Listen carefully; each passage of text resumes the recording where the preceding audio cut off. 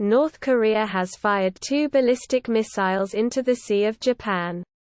Says the US and Japan, the first such test since Joe Biden became US president.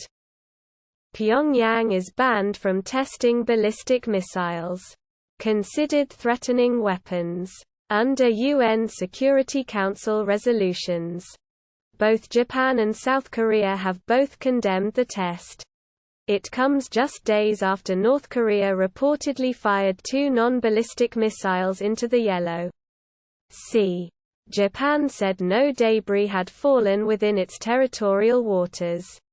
The U.S. Pacific Command, which oversees military forces in the Asia-Pacific region, said on Thursday that the test highlighted the threat that North Korea's illicit weapons program poses to its neighbors and the international community. Mr. Biden is yet to officially comment. On Tuesday, he played down a non-ballistic missile launch which took place over the weekend, saying the U.S. did not consider it a provocation. Those short-range missiles were thought to be either artillery or cruise missiles, which are not banned under the UN Security Council resolutions on North Korea. Thursday's test also comes days after the U.S. received its first North Korean in custody after Mun Chol-myung was extradited from Malaysia. Mr. Mun is a businessman accused of laundering money through the U.S. financial system to provide luxury items to North Korea. The incident angered North Korea so much it cut off diplomatic ties with Malaysia. This is a bigger deal for the US and its allies. The test at the weekend of either artillery or cruise missiles can be shrugged off. But this ballistic missile test is a clear violation of United Nations security sanctions.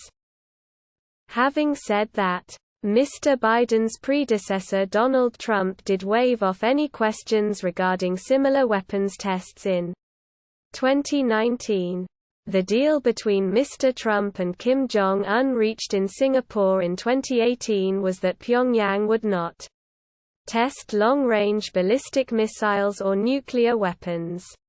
At that time, the White House did not concern itself with smaller tests.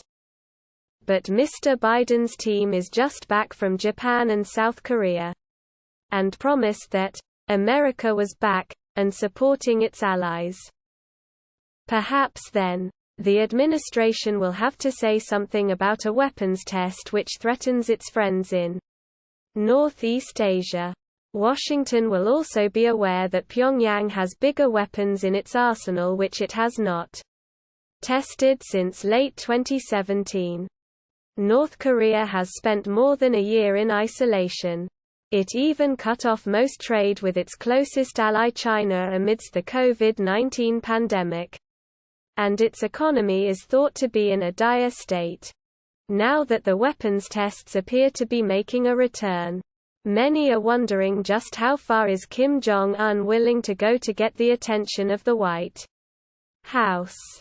Japanese officials said North Korea fired the 2 missiles after 7 o'clock local time on Thursday, 2000 Greenwich Mean Time Wednesday.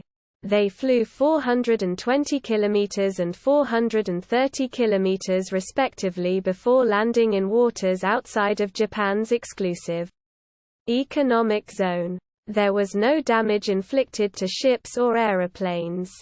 North Korea last fired ballistic missiles a year ago amid stalled relations between then U.S. President Donald Trump and North Korean leader Kim Jong-un. Thursday's tests come as the Biden administration says it has unsuccessfully tried to make diplomatic contact with North Korea.